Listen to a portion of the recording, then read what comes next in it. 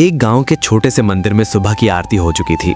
सूरज की पहली किरणें हल्की सी गोल्डन जमीन पर पड़ रही थीं। मंदिर के आंगन में पंडित जी बैठे थे और उनके पास गांव का एक यंग लड़का आर्यन आया।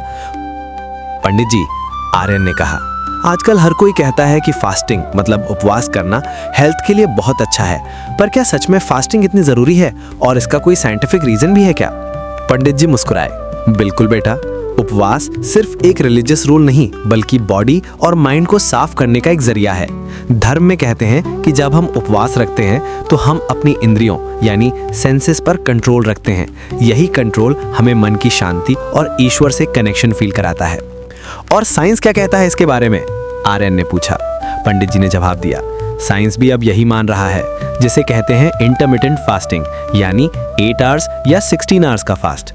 इससे बॉडी को कई तरह के बेनिफिट्स मिलते हैं। जब हम कुछ टाइम तक खाना नहीं खाते तो बॉडी अपने पुराने और कमजोर सेल्स की सफाई करना शुरू कर देती है। इस प्रोसेस को ऑटोफेजी कहते हैं। इससे बॉडी की इम्यूनिटी बढ़ती है, वेट कंट्रोल में रहता है और माइंड का फोकस भी शार्प होता है। तो फिर आखिर सवाल ये उठता है, कौन सा उपवास आखिर बेहतर है, 8 आवर्स वाला या 16 आवर्स वाला? देखो बेटा, हर किसी की बॉडी अलग होती है। अगर कोई नया शुरू कर रहा है तो उसे 8 आवर्स के फास्ट से स्टार्ट करना चाहिए। इससे डाइजेस्टिव सिस्टम को आराम मिलता है। लेकिन जो लोग रेगुलर प्रैक्टिस में हैं, उनके लिए 16 आवर्स का उपवास बॉडी की डीप क्लीनिंग करता है। इससे ब्लड शुगर, कोलेस्ट्रॉल और बॉडी में जो सूजन होती है, ऐसी प्रॉब्लम्स कम हो जाती हैं। आर्यन ने फिर पूछा, पंडित जी, कुछ लोग तो वीक में एक दिन का फास्ट रखते हैं, जैसे मंडे को शिव जी के लिए, ट्यूसडे को हनुमान जी के लिए या थर्सडे को बृहस्पति देव के लिए। क्या इसका भी कोई बेनिफिट है? पंडित जी बोले, हाँ बेटा, ये भी बहुत फायदेमंद है।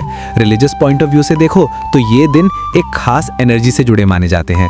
जैसे मंडे मन और चांद से जुड़ा है, जो शांति देता है। ट्यूसडे हिम्मत का प्रतीक है और थर्सडे ज्ञान और प्रॉस्पेरिटी का दिन है। और अगर साइंटिफिक पॉइंट ऑफ व्यू से देखें तो हफ्ते में एक बार फास्ट करने से डाइजेस्टिव सिस्टम को एक पूरा ब्रेक मिल जाता है। बॉडी से टॉक्सिन्स निकलते हैं और मेंटल क्लैरिटी बढ़ती है। इस तरह का वीकली उपवास लॉन्ग टर्म हेल्थ के लिए बहुत ही यूजफुल है। आर्यन अब थोड़ा सीरियस हो गया। और उपवास के टाइम खाना क्या चाहिए पंडित जी?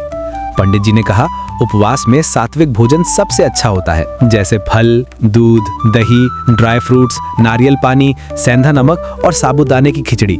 इनसे एनर्जी भी बनी रहती है और बॉडी लाइट फील करती है। लेकिन तली भुनी मसालेदार चीजें, चाय, कॉफी या पैकेट वाले स्नैक से बचना चाहिए। ये चीजें उपवास की प्योरिटी को खत्म कर देती हैं। आर्यन ने मुस्कुराते हुए कहा, इसका मतलब उपवास सिर्फ भूखा रहना नहीं बल्कि बॉडी और माइंड दोनों की सफाई है।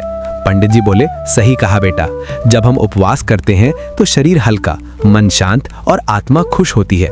धर्म में इसे आत्म संयम कहा गया है और साइंस इसे डिटॉक्सिफिकेशन कहता है। दोनों का मकसद एक ही है, बॉडी और माइंड को बैलेंस में रखना। आर्यन ने बड़े आदर से हाथ जोड़े। अब मैं समझ गया पंडित जी, उपवास सिर्फ एक रिवाज नहीं बल्कि लाइफ जीने की एक खूबसूरत कला है। मंदिर की घंटियां फिर से बज उठीं।